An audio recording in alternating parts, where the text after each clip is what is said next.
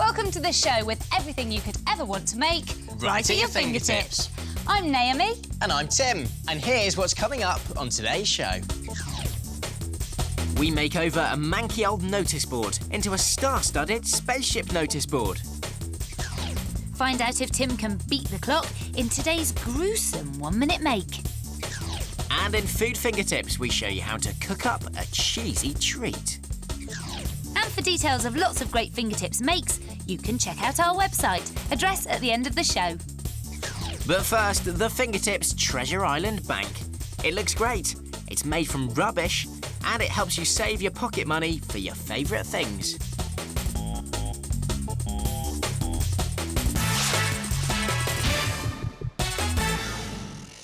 OK, where do you go when you need somewhere to stash your cash? To my piggy bank. No. Oh, to the big bank in town? Nope. I don't know. You hear that? More clues? Ahoy there, my hearties! You stash your cash in your very own pirate treasure island, of course. Much more exciting than a boring old piggy bank, and even better, they look great too. I'm with you now. Here's what you're saving up for. Some sunglasses, a watch, and even a stereo. And here is where you stash your cash. Brilliant. I would certainly stash my cash there. And if you want to have a go, we've given this a fingertips difficulty rating of 3. An easy way to get saving. First, you need to recycle a 1-litre plastic bottle, complete with its lid. To make the back and base for your island, you need to get some cardboard box card and tape 2 pieces together to form an L shape, like I've done here. Now, just think sand, sea and sunshine and get drawing.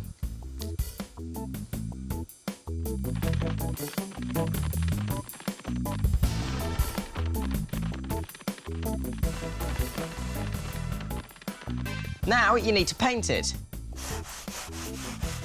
Nice bright colours. And as you can see, I've added a couple of cardboard sand dunes on the sides here just to make it nice and sturdy. That's looking good. Next, you need to make the palm tree bank with your bottle. It's kind of bottle bank. Very carefully cut a slit near the top, large enough to fit all size coins through. Perfect. Then you need to mix some PVA glue in some brown paint. Nice generous helping of that. Give it a good mix. And this glue should help the paint stick to the plastic. So then just paint your bottle. Slap it on. You need to cover the whole thing, including the lid. Leave it to dry, like this one. But you need to leave an unpainted strip underneath the slot so that you can watch your money build up. Now you need to add some palm leaves, and to do this, it's very straightforward. Just cut some palm-shaped leaves out of green paper, card, or even fun foam like we have, and stick them to the top of your bottle lid. Now, put this back into position on top of your bottle, and your palm bank is complete. Next, you need to work out what it is you want. What treasure are you going to save for? So have a look through some comics catalogues and magazines and cut out pictures of things you might really like to buy. Just choose 2 or 3 things that you think you can save for. Not really, really expensive things. I'm going to go for some sunglasses, a stereo and a watch. Then on a piece of cardboard, you need to draw your treasure chests. We've done 3, a big one at the bottom, then a smaller one and a smaller one again on the top. Cut these out and paint them. Once they've been painted, they should look something like this. And as you can see, I've added some locks and some other detail as well. I've also added a triangle of card to the back, just so they stand up nicely in position. Now it's just a case of adding the things that you want to save up for. And as you can see, I've put some sticky tack on the back, which is perfect because it holds them nicely in position. But also, if at a later date I change my mind as to what I want to save up for, I can just peel them off and put something else on instead. So there's my stereo, my watch, and finally, my sunglasses. Brilliant. Just make sure that these are no taller or no higher than the main part of your bottle, because otherwise you'd never reach your target. Finally, cut some brightly coloured arrows out of some nice card and stick these to the front of your bottle in line with your objects of desire. And here's the finished Fingertips Treasure Island Bank. We've added lots of jewels and even more treasure, but you can do whatever you like. And of course, you don't have to do a treasure island. What about this brilliant desert scene, where we've added a fabric flower to the top of the cactus and even some bubble wrap to the arms to give it a realistic texture. What a great money-saving idea. Oh, that's rich coming from you.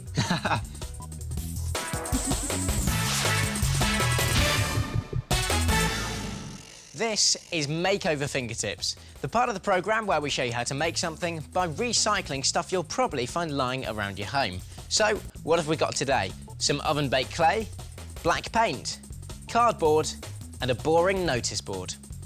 But with a little bit of fingertips know-how, I'm going to show you how to transform crummy old corkboards like this into a super cool Fingertips Spaceship memo board.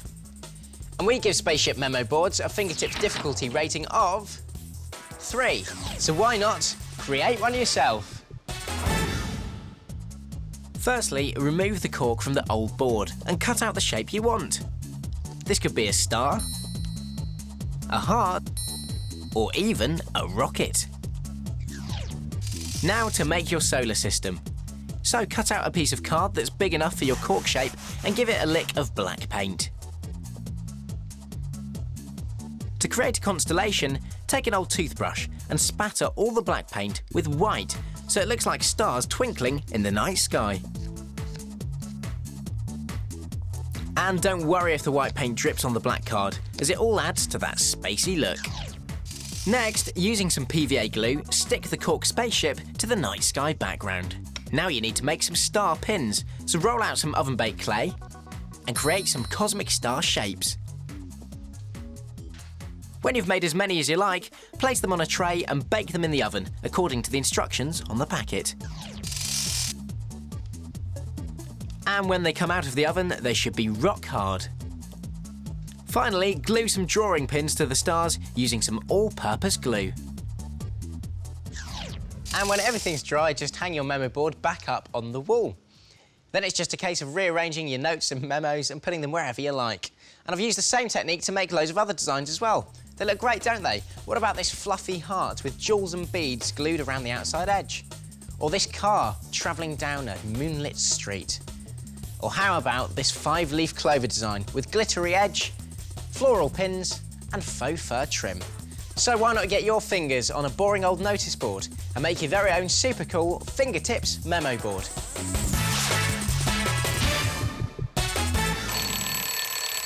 Got a minute? Because this is the part of the programme where we show you how to make something in under a minute using odds and ends from around the house. Today it's my turn to make.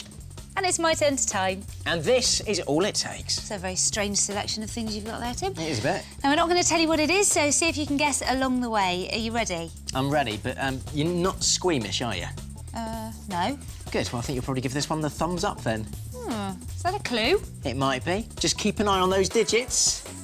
OK, 3, 2, 1, go. OK, first you need a matchbox, an empty matchbox at that, and we're going to take some sticky... 5 seconds. Tack and push a pencil through like this to make a hole. Now, the hole should be big enough to put your scissors through.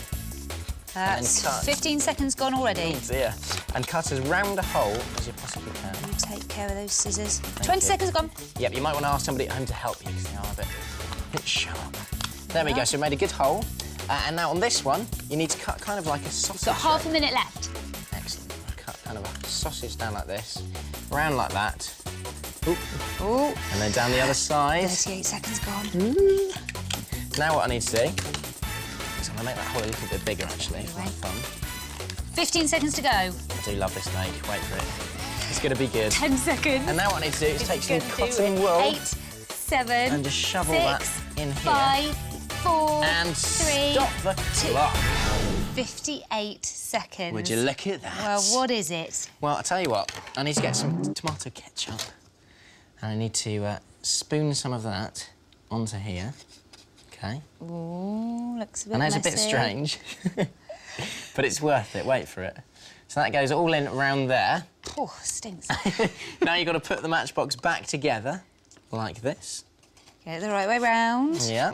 And now, if I insert my thumb through the hole, like this, watch. If I open it up, I've got a real-life severed thumb.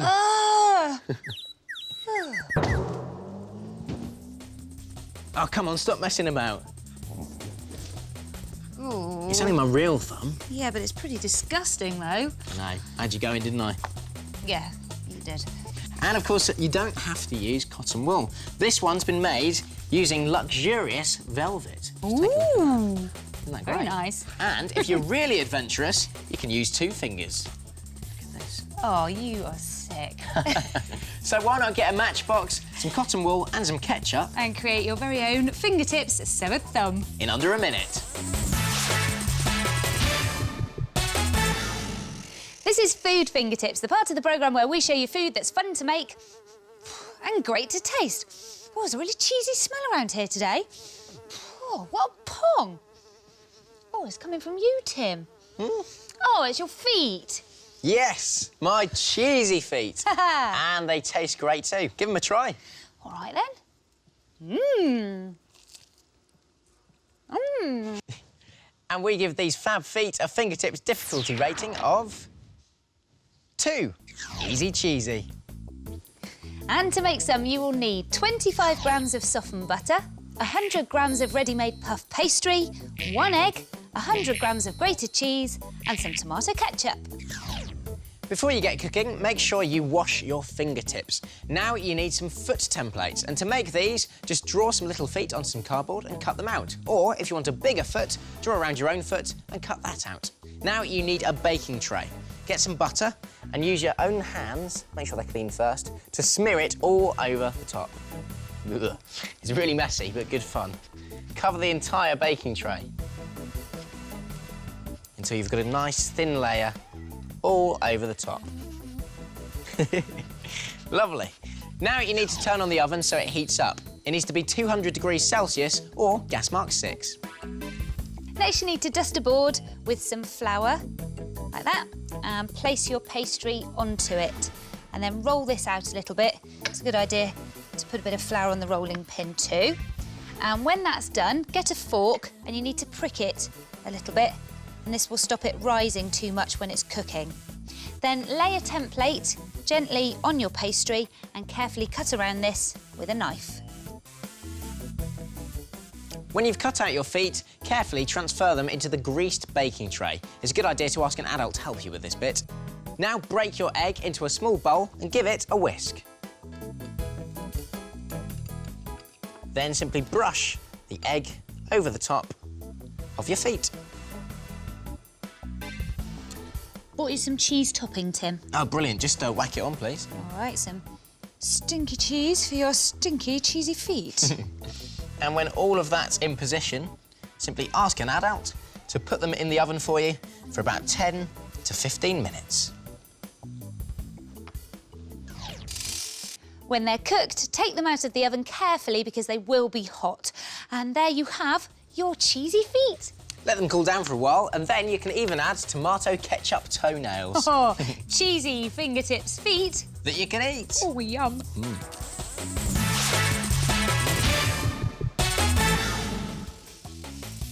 That's it for today. Don't forget to check out the Fingertips website. The address is on the screen right now. And we'll see you again very soon for more Fingertips. See ya. Bye.